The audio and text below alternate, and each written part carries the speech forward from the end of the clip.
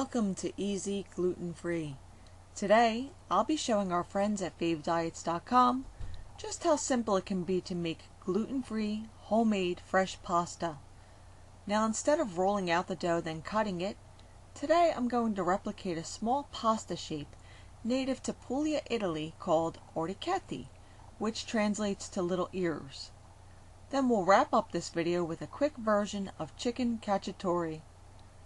Alright, now for the pasta dough we'll need 1/2 cup of rice flour, 1/4 cup of potato starch, 1 teaspoon of xanthan gum, and 2 large eggs. In a medium bowl, stir all of the dry ingredients together before adding the eggs. Now mix everything together until you have a smooth dough achieved. I tend to use the back of my spoon in a smash and drag type motion along the bottom and sides of the bowl. Sometimes if the dough feels really stiff, I use my hands to get the dough to a nice supple texture. Now this dough won't require the usual kneading step since there isn't any gluten to develop like there would be in a regular pasta dough. Now once you have a nice smooth ball of dough, flatten it out and then wrap it in plastic wrap while you clean up and prep the rest of the ingredients for the chicken cacciatore.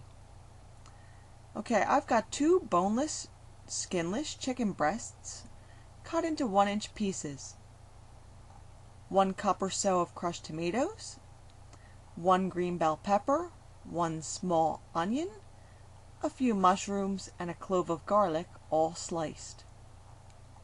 I also have 1 serrano pepper which I left whole but pierced it with a knife.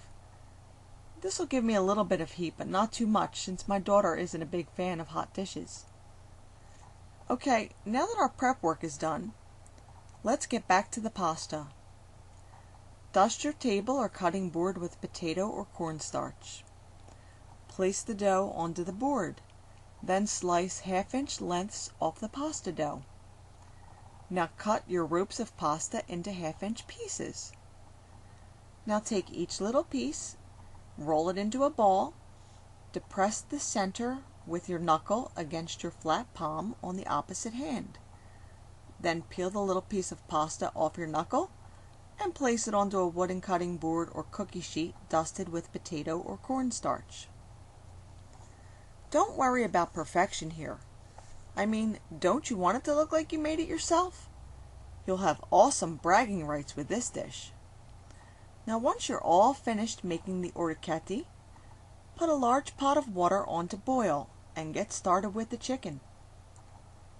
Add a few tablespoons of olive oil to a skillet on a medium-high heat and saute the chicken with a little bit of salt and pepper to taste until the pieces are light golden brown. Then remove the chicken from the pan. Now in the same pan, add another bit of olive oil. Then add the peppers, onions, mushrooms, and garlic with a little more salt and pepper to taste.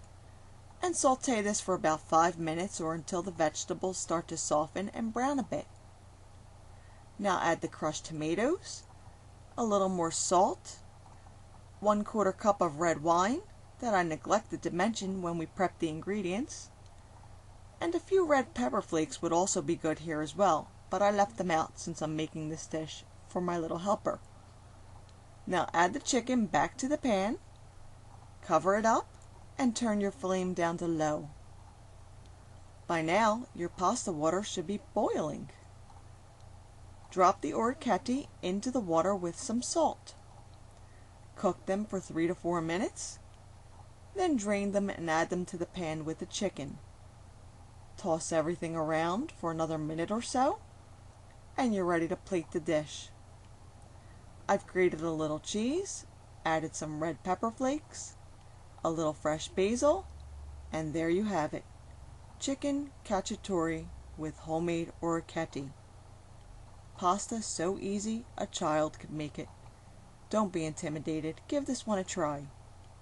If you'd like to see this recipe in print, you could visit my blog.